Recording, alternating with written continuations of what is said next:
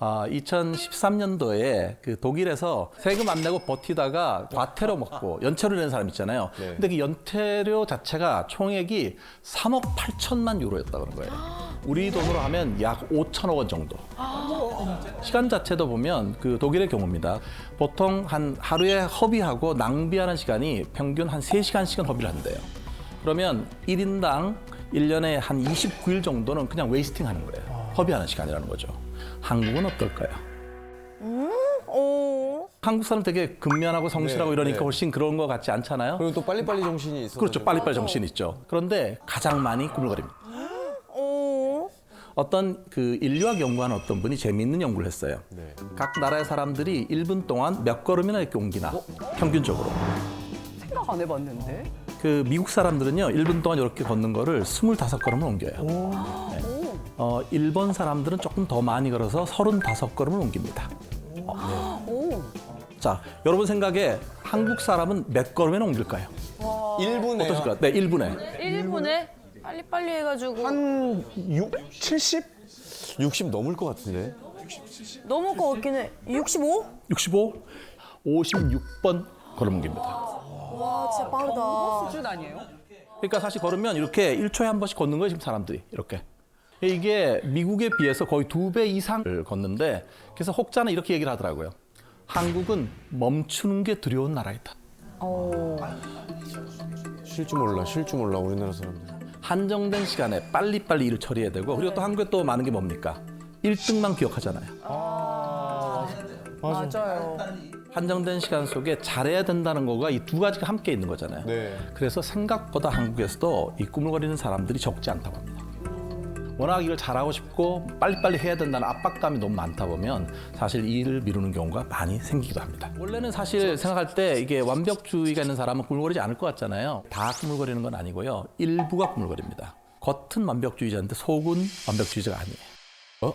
모순 아닙니까?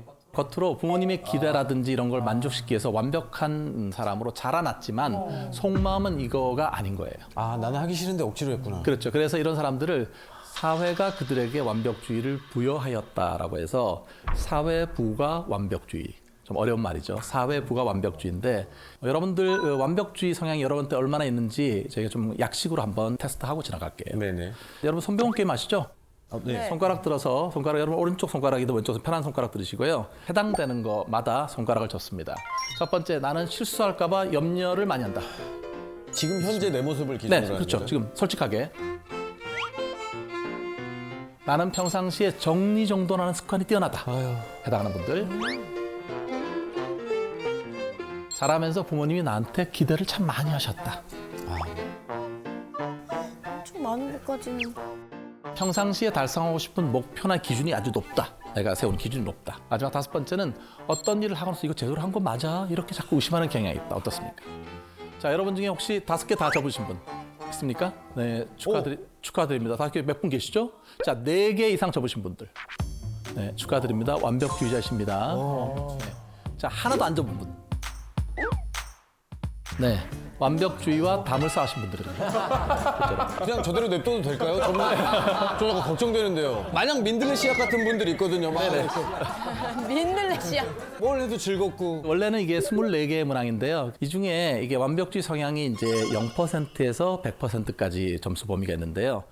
자, 이거를 제가 패널 분들께 미리 좀 한번 해보고 싶사 이렇게 부탁을 드렸어요.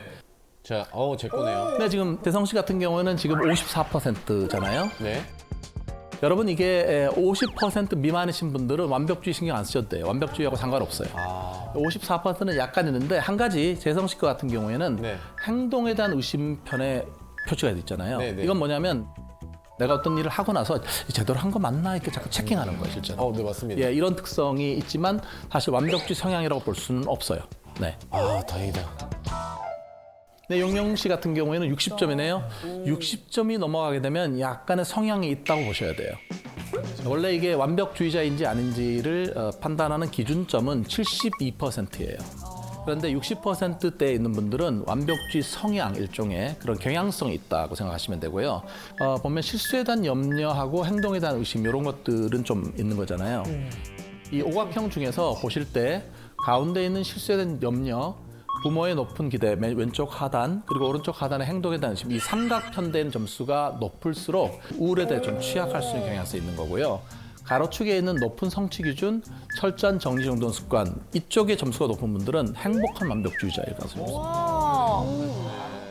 네, 이세미 씨 같은 경우는 44% 아까 뭐였습니까? 50% 미만 완벽주의하고 아무 적이 없습니다. 아무 상관이 없어요. 네, 그런데 보시면은 철저한 정리정돈 습관 자체 점수가 상당히 높지 않습니까? 행복한. 제 생각에는 상당히 구조화돼서 어떤 이 관리하나 이런 걸 잘하시는 거예요. 네, 박세미 씨 같은 경우는 62% 어떻습니까? 지금 나온 네 분 중에서는 점수가 상대적으로는 조금 더 높죠. 좋네요. 혹시 어떤가요? 본인이 좀 약간 완벽한 성향이라든지 또는 완벽해서 좀 일을 미루거나 이런 적이 있습니까? 완벽 때문에 일을 미루는 게 있어요. 뭐냐면 그런가요? 네. 완벽한 결과물 때문에 회의하는 게 미뤄져요. 이것저것 머리 쓰고 막 이야기하고 막 이게 너무 싫으니까 괜히 막 회의 전에 딴짓하고 약간 회의하면 스트레스 받으니까 그걸 미루는 거예요? 그거를 미루는 거예요. 한 62% 정도면 적당히 균형을 잘 갖고 있는데 어떤 부분에서는 조금 스트레스를 받을 수 있는 부분이 있다는 거죠. 네, 근데 네 분은 지금 균형이 잘 잡힌 상태예요. 다행이다. 정신적으로 좀 건강한 스타일인 거죠? 네네네. 네. 그러면 한국 사람들 중에 얼마나 많은 사람이 완벽주의 성향이 있을까? 저희가 이제 연구실에서 연구를 해보니까요, 53.6%예요. 앉아 계신 두 분 중에 한 분은 완벽주의 성향이 있는 거예요. 실제로. 아니 선생님 근데 그런 사람들은 장점이 대체 뭡니까? 실제로 완벽주의자가 성취를 많이 하죠. 이뤄내는 게 많습니까? 네, 완벽주의자 중에서 네. 30%는 우울하지 않고 업적을 많이 내는 행복한 완벽주의자들이 있어요. 사실 행복한 완벽주의자와 그렇지 않은 우울한 완벽주의자의 차이가 힘든 건 같아요. 힘든 일이 생기면 둘 다 힘들거든요. 차이는 좋은 일이 생겼을 때 이걸 빨리 탐지하는 거예요. 근데 완벽주의자 중에서 우울한 쪽으로 가는 사람들은 자기가 뭔가 잘했을 때 극명하게 다른 모습을 보여요. 우리가 어떤 일을 잘했을 때는 되게 나한테 성취했으니까 기쁜 일이잖아요. 근데 기뻐하지를 않는 거예요. 이게 그래서 자기가 뭔가를 성공했을 때 이 작은 성공이 됐을 때 이거를 자기한테 잘 크레딧을 줄 수 있느냐, 마치 흰 색깔을 옷을 빠는 데는 비슷하지만 색깔 옷을 더 선명하게 할 수 있느냐, 예, 그 차이가 다른 겁니다. 마지막 유형은 자극 추구형입니다. 자극 추구형? 예, 뭔가 이렇게 신기하고 새로운 거 이런 거 추구하는 거 정말 좋아하는 사람도 있어요. 오, 좋죠. 예, 근데 이 꿈을 그림 유형은 앞에 말한 네 가지 유형과 다른 점이 뭐냐면 시작하는 건 어려워하지 않아요.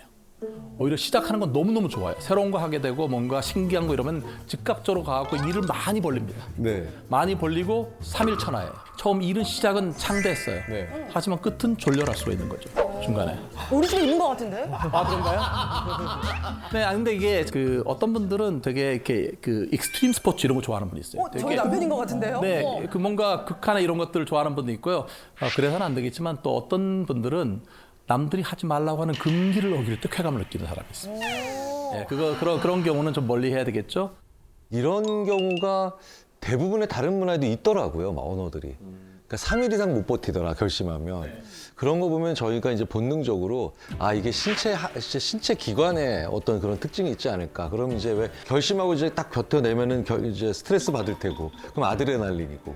그 다음에 이제 아드레날린 나오면 또 이제 콜티솔이라고 나와서 또 이렇게 이완시켜주고 좀 이렇게 좀 버티게 해주는 그런 호르몬이 있는데 콜티솔 같은 그 호르몬이 나오는 그 작동 주기가 3일 주기로 실제로 나오더라는 거죠. 그런 거 보면은 우리가 3일 정도 버티는 게 우리 몸이 허락하는 좀 그런 한계선은 분명히 있는 것 같다라는 생각을 해봐요.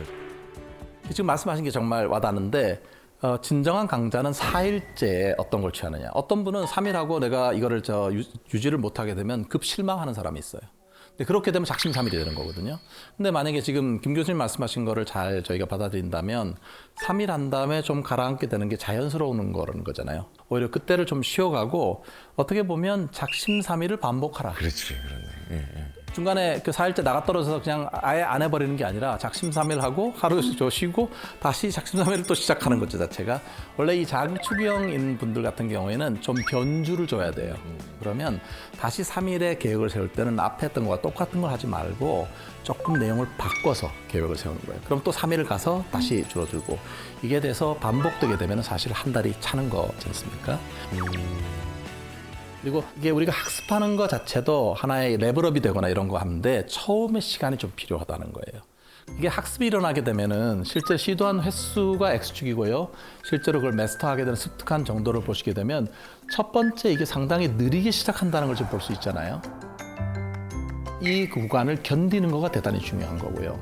그 다음에 두 번째, 그러다 갑자기 이렇게 스퍼트를 하면서 올라가게 되고 학습 효과가 올라가게 되는 급성장하는 때가 오죠. 이때는 정말 기쁜 거죠. 내가 하려고 다 이루어지니까. 그리고 그게 되면 어느 정도 안정되게 지속이 되는 거죠. 자극 추구형이 같은 경우는 저때 가라앉는다는 거죠. 가장 중요한 건 저렇게 좀 이렇게 약해졌을 때 다시 재점화를 할 수 있느냐, 재동기화를 할 수 있는 능력이 없느냐가 성취도에 상당히 영향을 줬다라고 하는 거죠. 런던 대학교 어떤 연구를 보니까요, 그게 사람이 좋은 습관을 가지기 위해서 과연 며칠이나 필요할까? 물론 개인 편차가 상당히 큰데 평균 좋은 습관을 하는 데는 66일이 걸린답니다. 그러니까 2달은 하셔야 되는 거예요, 2달은요. 근데 개인 편차가 상당히 크더라고요. 자기 관리 잘하는 분들은 18일만 있으면 된답니다. 자기 관리가 조금 어려운 분들은 254일을 기다리셔야 돼요. 조금 많이 기다려야 되죠. 254일이면 많이 기다려. 그러나 3, 4분기까지 기다려요. 내가 어떤 좋은 습관을 만들기 위해서 66일에 투자할 수 있느냐. 그때 이 자극추구형 같은 경우는 그 첫 번째 느린 구간, 이거를 잘 지나가는 게 중요하죠. 자, 저희가 이 나는 왜 꾸물거릴까라고 하는 거에서 5가지 성향에 대해서 말씀드렸어요. 여러분은 그 중에 한 가지가 아니라 몇 가지를 동시에 가질 수도 있고요. 정도도 중요하잖아요. 네. 그러니까 조금씩 여러 개를 갖고 있는 분들도 계신 크기가 거예요. 좀 다르긴 네, 하지만. 이게 개인차가 있기 때문에. 근데 중요한 포인트는 많은 분들이 너무 빨리 이 그 습관을 바꾸려고 하고 또 꿀거리면 빨리 이걸 타파하고 싶어 하는데 생각보다 그렇지가 않아요. 자기 관리가 잘 되는 사람은 어떤 거 해도 잘 되고요. 그게 잘 안 되면 어떤 거 해도 잘 안 되는데, 그러나 한 가지 단초는 뭐냐면 내가 어떨 때, 특히 어떤 단계에서 주로 일을 미루게 되는가라고 하는 거를 리뷰를 해보는 게 되게 중요한 것 같아요.